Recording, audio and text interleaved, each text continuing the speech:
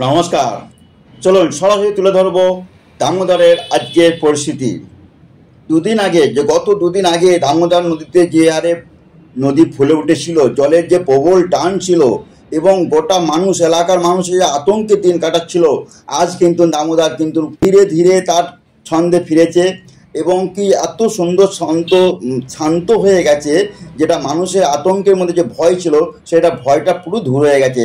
আমরা দেখছেন দামোদরের নদীর জল কোথায় নেমে গেছে, একদম ওপারের এপারে দু পার পুরো দেখা যাচ্ছে। যে হারে চাষের জমি ডুবে গিয়েছিল, চোরা ডুবে গিয়েছিল, শ্মশান ডুবে গিয়েছিল, বলখাল মাঠ ডুবে গিয়েছিল, একের পর এক ডুবে গিয়েছিল, সেই জায়গাটা কিন্তু আস্তে আস্তে ধীরে ধীরে কিন্তু দামোদর নদীর জল কমতে কমতে কমতে আজকে অনেকটাই কমে গেছে, যেখানে ব্রিজের থাম্পও দেখা যাচ্ছে। আজকে সেই সরাসরি সেই খবর সম্পর্কে করছি।